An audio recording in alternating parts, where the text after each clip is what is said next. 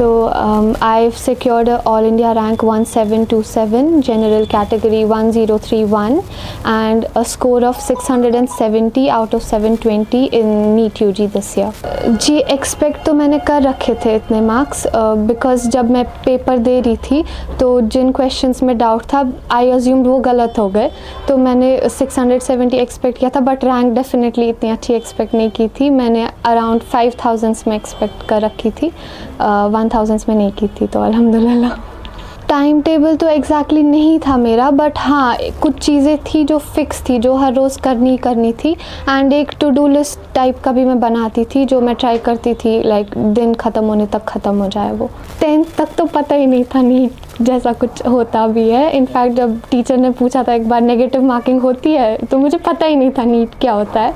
तो 11th में जब मैं चढ़ी तो तब मुझे पता चला नीट एग्ज़ाम रहता है, ऐसे होता है, ऐसे करना है. तो हाँ तब 11th में डिसाइड किया था देना. कंप्यूटर साइंस में है एक लाइक बाई साइड इंटरेस्ट ऐसा, बट मेन मेरा मेडिसिन ही था. चाइल्डहुड से यही है कि डॉक्टर ही बनना है और कुछ कभी सोचा ही नहीं. बट हाँ मुझे मज़ा आता है कंप्यूटर साइंस पढ़ने में, तो मैं सोच रही थी ऐसे जो चीज़ें हम like minor courses side by side कर सकते हैं वो मैं डेफिनेटली करूँगी. Definitely, self-study with or without coaching is the most important factor exclusively. There is like nothing that can replace self-study. If you are in a coaching but you are not studying enough yourself, you won't make it through. So self-study is the most important thing. But definitely, if you want a stabler, a more comfortable and a confident journey, then go for a coaching center because they know what they're doing and they have helped people make it through. So yeah, get yourself enrolled in a coaching center. But it's not like it's impossible without a coaching.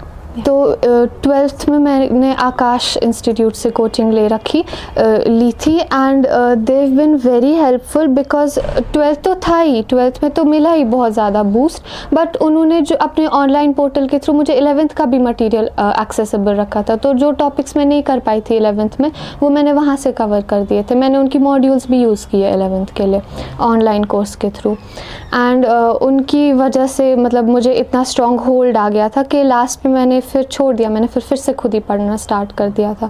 तो या that's all because 11th-12th का रहना चाहिए strong, but actually में आपके basics भी बहुत strong होने बहुत ज़्यादा ज़रूरी है. You need to have strong basics because if you don't have them then 11th-12th पे प्रॉब्लम रहेगी उन टॉपिक्स में जो टीचर कवर नहीं कराएगा, बिकॉज ही और she will expect that you know them from primary classes. तो मेरा जो स्कूल था दे मेड श्योर मेरे कॉन्सेप्ट सारे बड़े अच्छे से क्लियर थे, specially my biology right from grade 6. It's been very strong और इसी की वजह से मतलब 11th में मैंने NCERT पूरी खुद ही कर ली कवर अब सारी. तो मतलब बहुत ज़्यादा हेल्प मिलती है आपको आपकी स्कूल से because they build your basics.